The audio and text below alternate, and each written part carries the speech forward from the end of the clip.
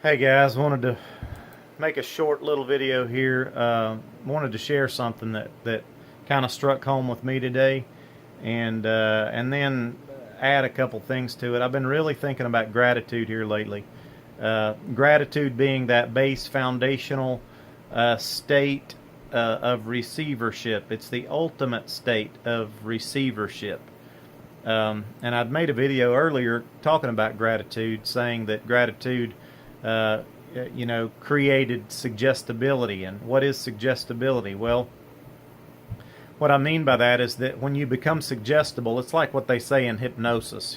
It's the suggestible people that can become hypnotized. Well, suggestible state just means you're ready to give up what you know in order to receive something different, to make a switch over there.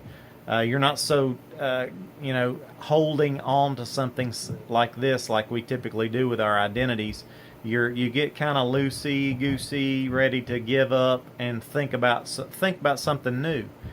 Entertain some new thoughts. And so, in the renewing of the mind, which is what Romans 12:1 and 2 talks about, that's what we've got to do. We've got to renew our minds to a brand new identity. It's not behavior modification that we're doing. No, that's what self-help material focuses on, is behavior modification mostly. What we're talking about is a new creation.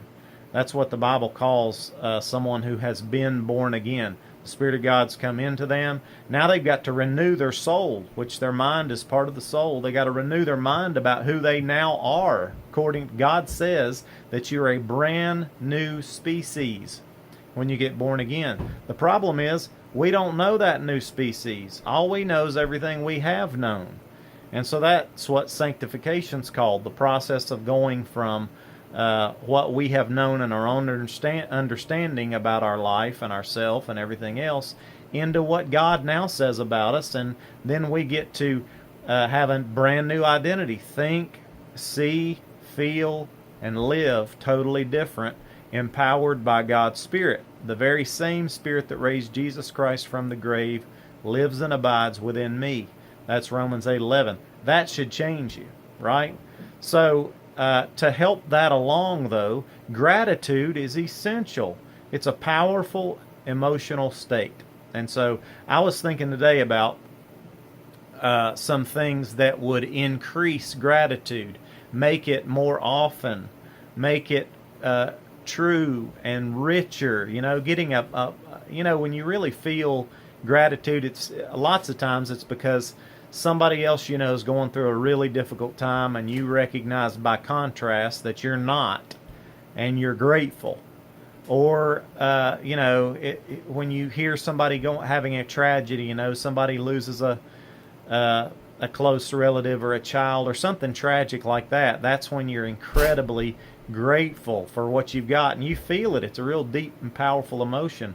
And that's something we really need to cultivate, gratefulness and gratitude, because therein lies the capacity to change easier. Kind of greases the wheels a little bit. So I wanted to share one more thing about that also.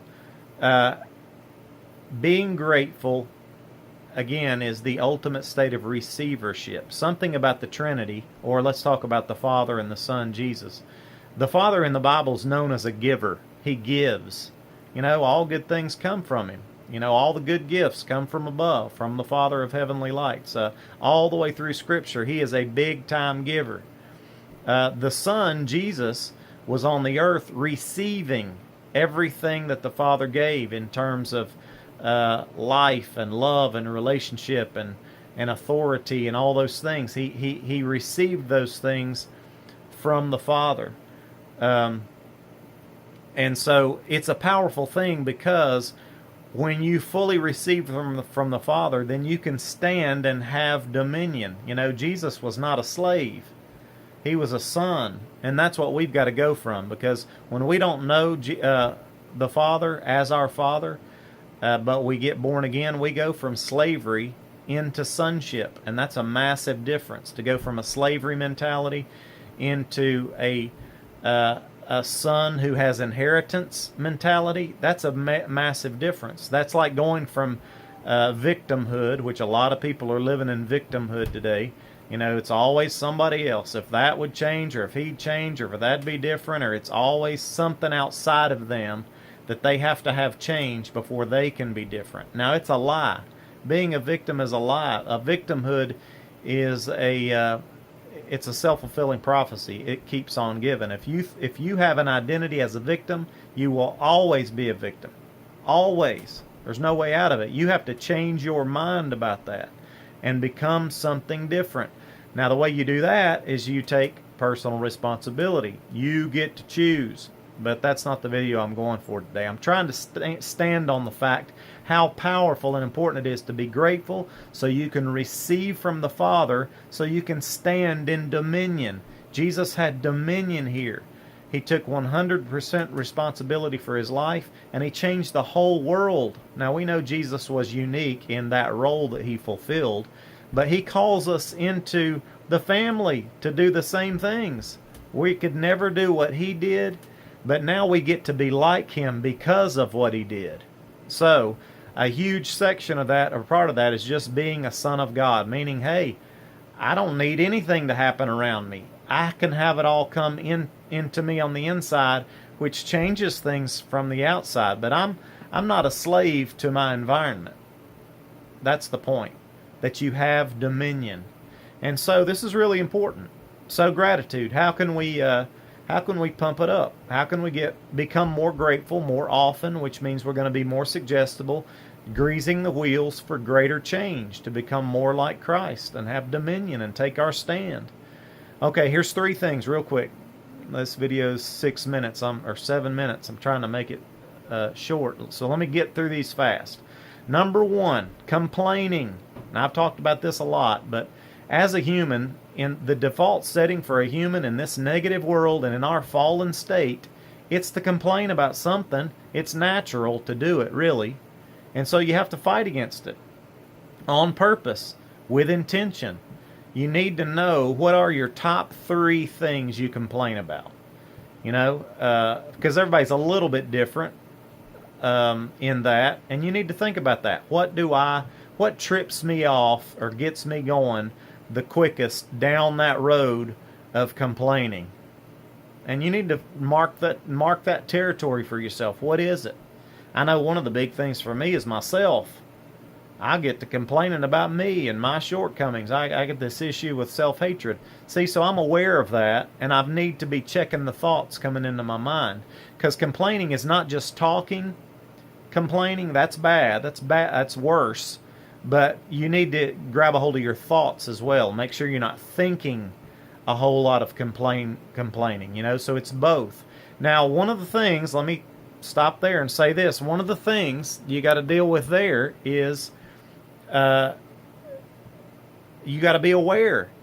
And many people are not aware at all. They don't know the self-talk that's going on, that they're not speaking, or they're even unaware of what they're speaking all the time. They don't realize how negative they are. They don't realize the things that are coming out of their mouths.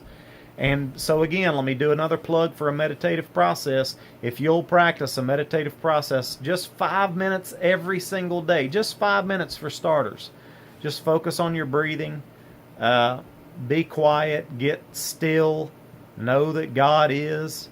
You know, do something like that. You'll begin to become more aware of your self-talk and aware of things like, what do I complain about? What sets me off? So you've got to do that. Nobody can do that for you. You got to do that. Become more aware. Ask the Lord to bring about more awareness. But He's just going to tell you, hey, do a meditative process. I'm not waving a magic wand over you. You got to do something for yourself, you know. Learn to worship. Do something that's meditative in nature. That's going to cause all the snowflakes in the globe to kind of fall to the ground, and you'll start seeing and understanding where things are coming from. So don't get me started on meditation. But that's number 1. Figure out what you're complaining and stop thinking about it. Stop saying it, because you got to make room. You got to make room for more grateful thoughts and more focusing on things that are good and beautiful. That's what Philippians teaches us to do. Focus on those good things that bring about gratitude. You got to think in a more positive manner. And not just giving a positivity talk here. I'm talking about get your mind on truth, on the Word that's life, that's life like, and I mean that feels good, that's better, that's positive. Anyway, number one, complaining. Number two is to stop gossiping. Okay, just stop talking about other people totally. Just remove talking about people at all from your life, unless you are championing something about them. Okay, if you are championing them, sorry, I had a call come in. If you're championing someone, then do it. Praise them. Say positive things about them. But stop the negative talk and stop gossip. Every possible form of it. That is a massive thing. And again, you're cutting out the negative. You're cutting out the habits that are taking up way too much of your space in your brain and your heart in a negative manner. And you just need to cut it out. Just quit it. Okay? Now number three, this is one of the biggest one. Historical, or looking at history. Looking at historical biographies.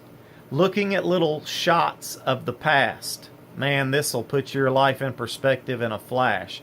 This is what got this video going today, because I read this today as I'm teaching history. I read this story today. This is in the 1700s of American history. Okay, so pre-colonial days.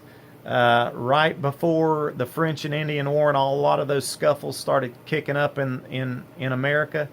Listen to this story here.